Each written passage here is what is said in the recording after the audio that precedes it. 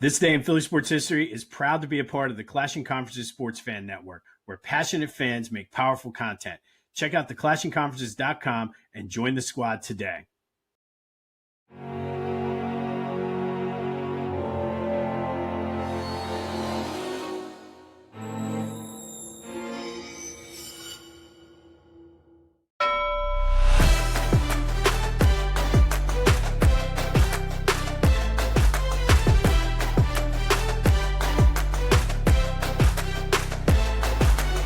What's up, everyone? Welcome to This Day in Philly Sports History for July 29th, 2026.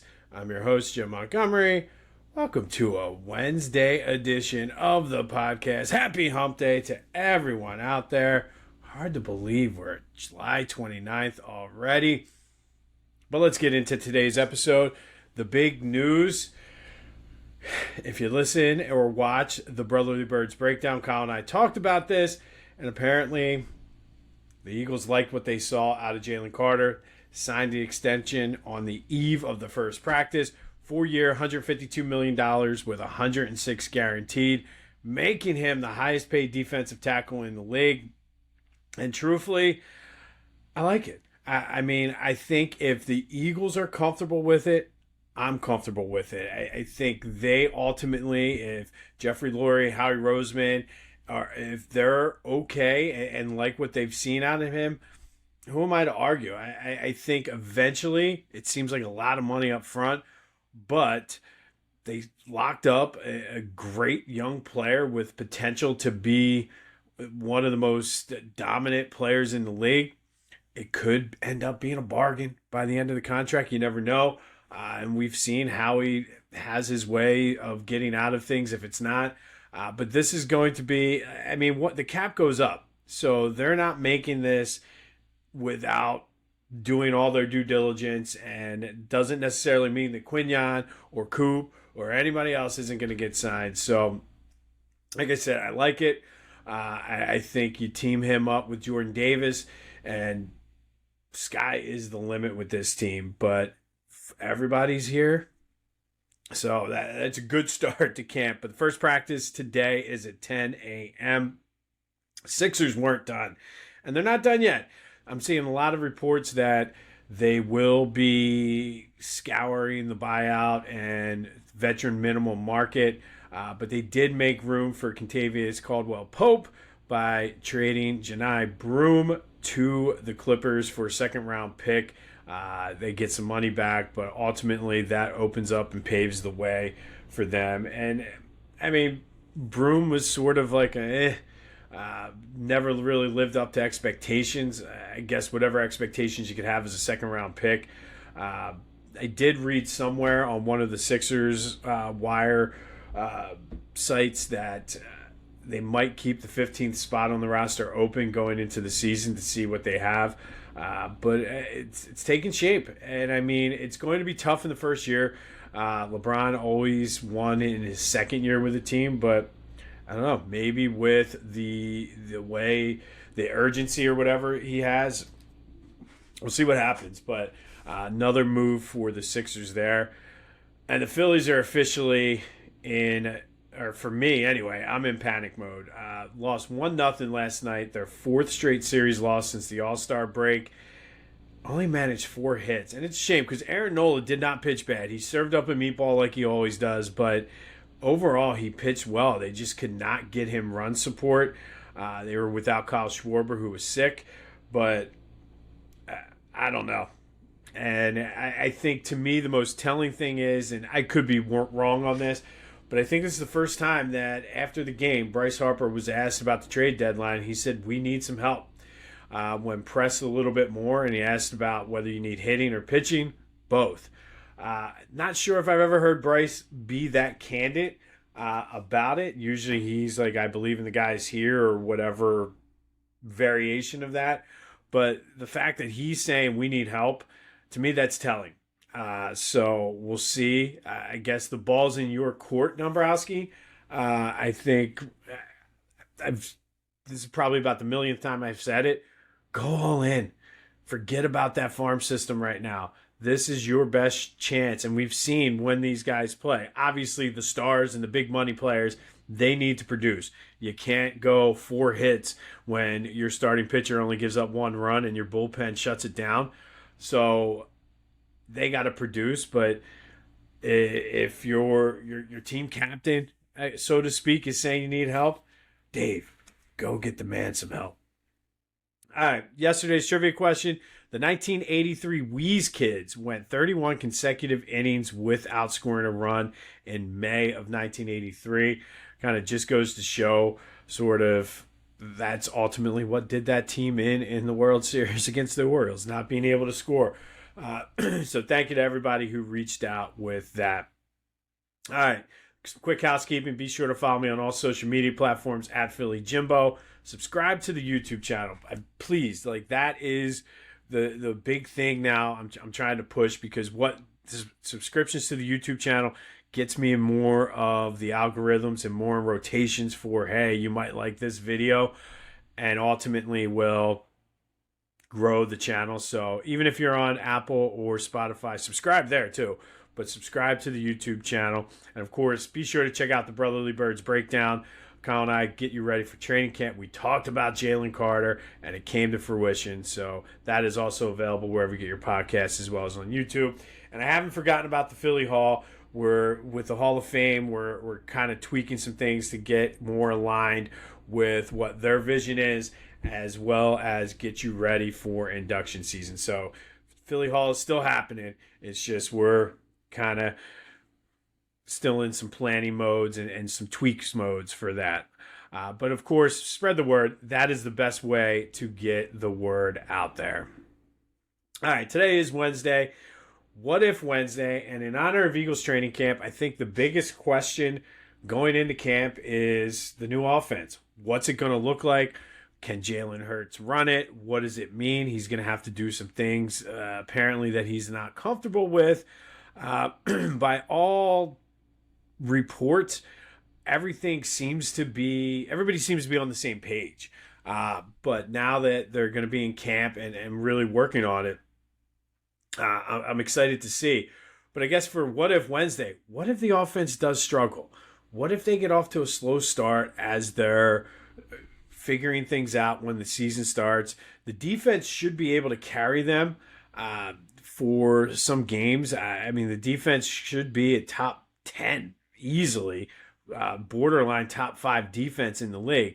So can they withstand that? And more importantly, what do they do? Like we saw in 2024 where things weren't going well, and then all of a sudden they kind of switched it up a little bit. Are they going to veer away from the new offense? Personally, I think they're going to listen. This is the offense, and I think there's going to be some growing pains with it. I don't think they're going to revert back to some of the old ways that really have not worked.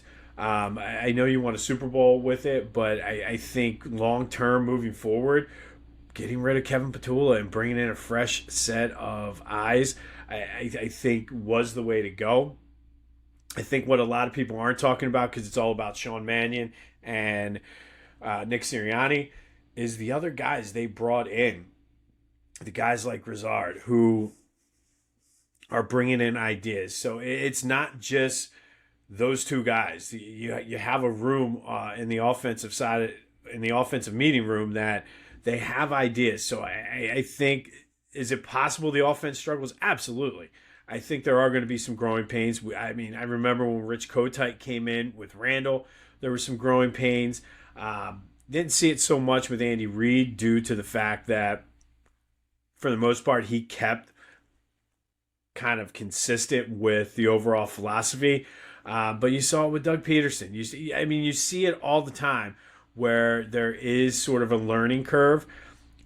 I don't necessarily think it's the end of the world if this team goes 2-3 or 3-2 in the first 5 games, because I think they have the talent to recover from that. Sure, all those games matter when it comes to home field advantage, but I think you have to stick with it, because I think the potential of what this offense could be far outweighs having to go on the road. Yes, is it going to be tough going to LA for a playoff game? Sure, but the Eagles have done historically well in LA since the Rams moved back there. So I think they'll stick with it. I really do. I think this is sort of like, I hate to say it, but we say this all the time at work, or a guy I used to work with used to say it. They're building the plane as they fly it. So I think there's no parachutes. So you're going to have to make this thing fly. And I think they will. And I think we just need to keep that in mind. And the onus is going to be on the defense to help pick up the slack when there are struggles. And there's nothing that tells me that this defense is not going to be an elite defense. So I think they'll be all right. But what are your thoughts on the offense going into training camp? Hit me up on the Back to the Future voice and text line 267-495-8531. Get that. Anything else Philly sports related off your chest? What do you feel about Bryce's comments? Like I said, I thought that was telling because you don't usually hear that out of him. But all of that is fair game. But that is What If Wednesday, brought to you by Lotwin. Go to lotwin.com for your 3D custom hype chains and get hype with Lotwin. Fantasy football season is coming. These things make great loser and winner prizes for your fantasy league. I'm seeing a lot of funny things getting cashed in now for the losers of fantasy football. But lotwin.com, get your hype chains. Go to lotwin.com and use the promo code TCCPOD to take 10% off your order. If I said Jim Montgomery, that was wrong. It's TCCPOD to take 10% off your order. Reppin' Philly ain't a choice. It's a way of life. PhillyGoat.com is your one-stop shop for Philly pride. Use the promo code Jim Montgomery for 10% off. Look fresh. Stay Philly. Philly Goat. Go Birds.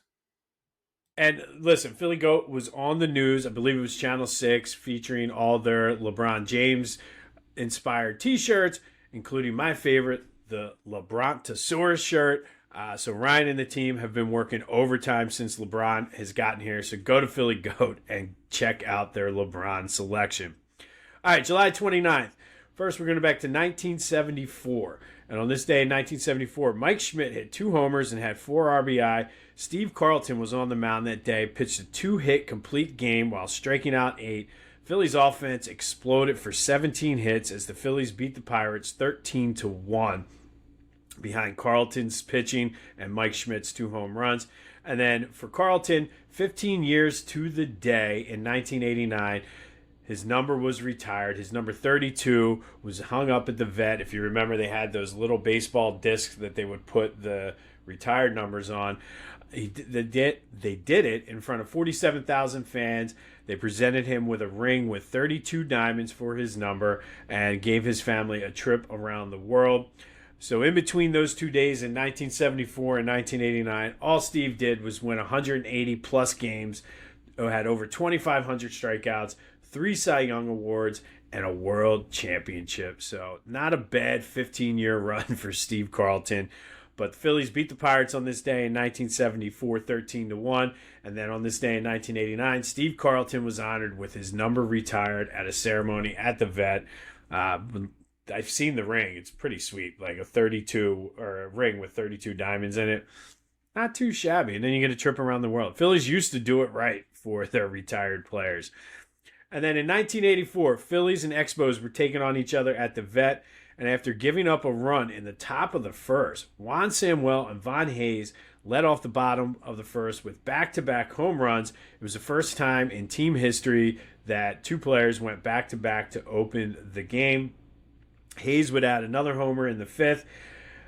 And then with the score tied at 4 in the bottom of the 9th, Len Matuzak steps up and hits a 2-run walk-off homer to give the Phillies a 6-4 win over the Expos. But the story was Von Hayes and Juan Samuel going back-to-back to start off the bottom of the first. First time in team history, long team history, that 2 teammates started off the game with back-to-back homers. And then we're going to fast forward to 2021. Phillies and Nationals played an old COVID doubleheader. The old 2 games, 7 innings. The Nationals win Game 1 3-1 when Max Scherzer outdueled Zach Wheeler.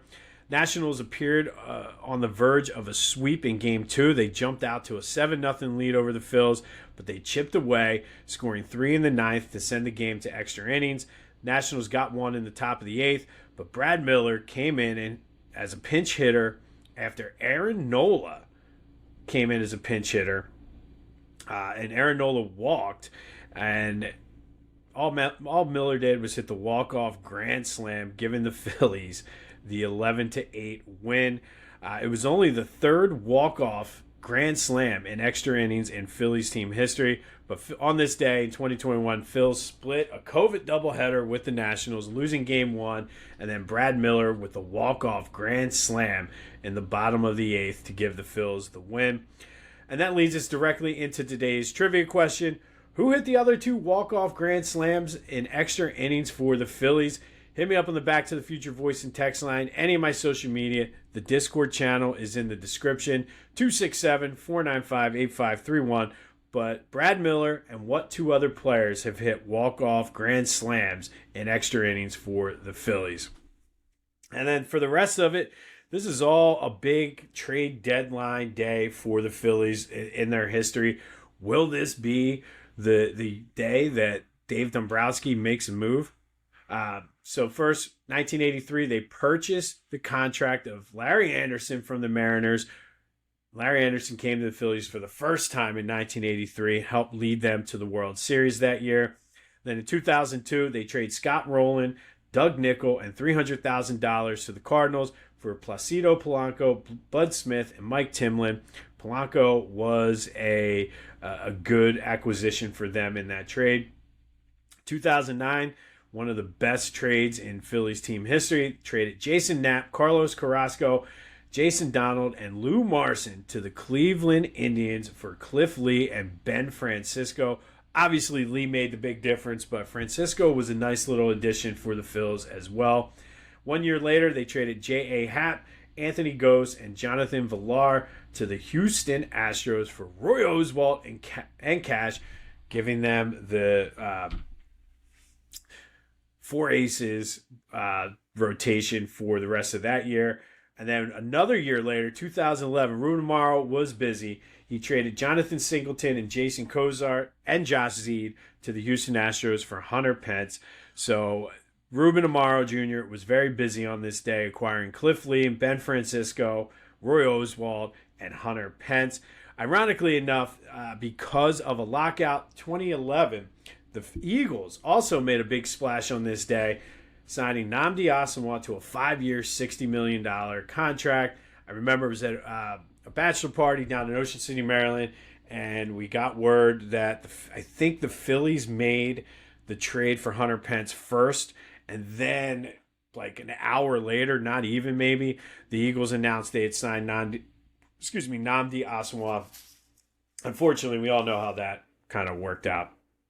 And then finally today, our greatest Philly high school hoops figure tournament rolls on, brought to you by Beach Caddy. Go to beachcaddy.app. They'll take the stress out of your Jersey Shore vacation. They'll got move-in, move-out service. And if your vacations are done, you're just taking a day trip, they have the best beach carts at the Jersey Shore. So if you're in Stone Harbor, Sea Isle, Wildwood, Ocean City, Avalon, try out the beach carts. Go to beachcaddy.app. Use the promo code Jim Montgomery to take 10% off either your move-in, move-out service or your beach cart rentals. But I'm telling you, stress-free Jersey Shore vacation thanks to Beach Caddy.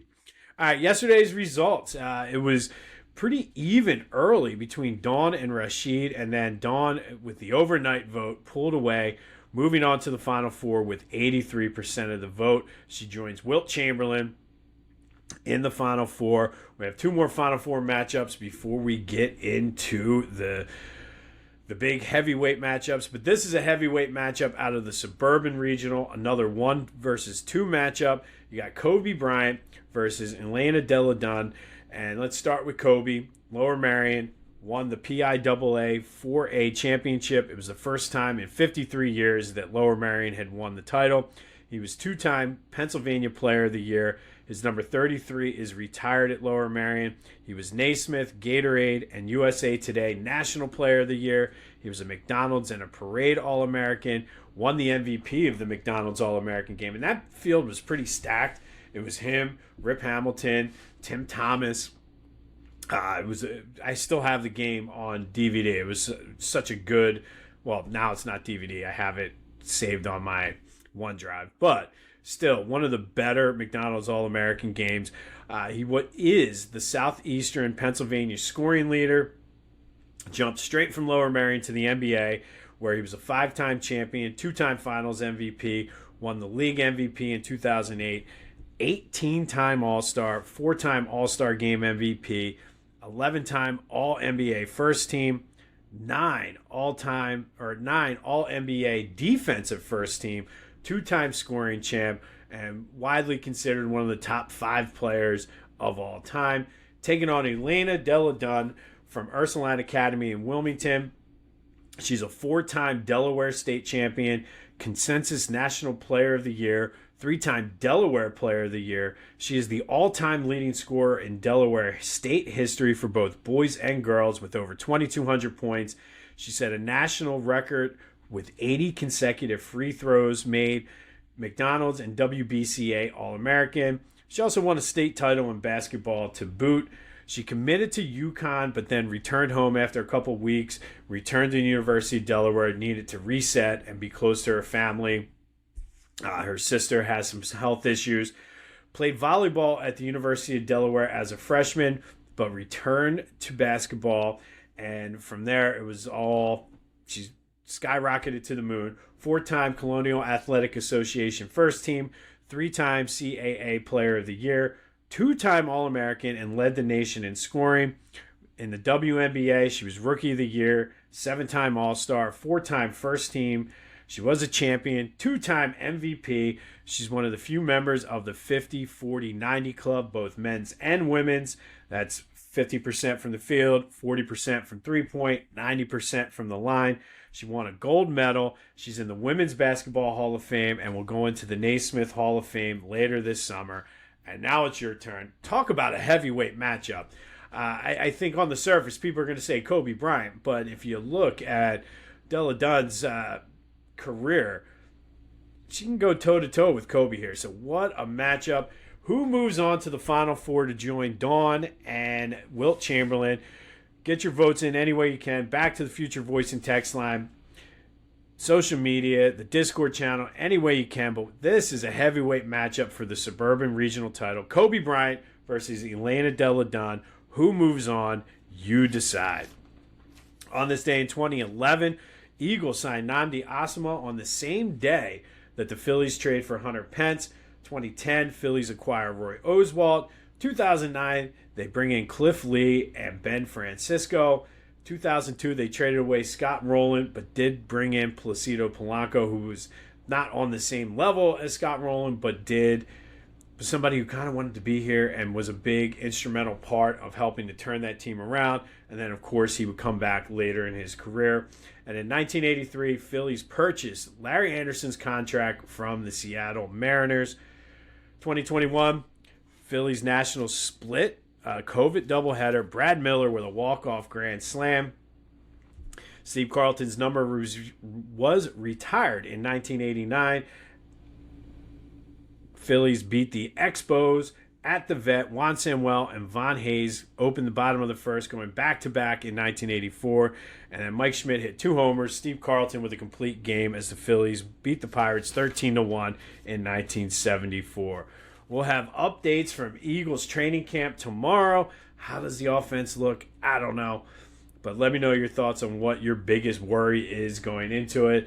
Of course, hopefully the Phillies can salvage a game this afternoon against the Marlins. Please, maybe.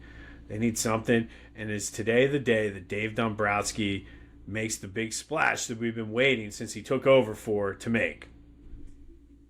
That is the question. This has been This Day in Philly Sports History for July 29th, 2026. My name's Jim Montgomery. Go have yourselves a hump day. And until next time, I'll see you when I see you.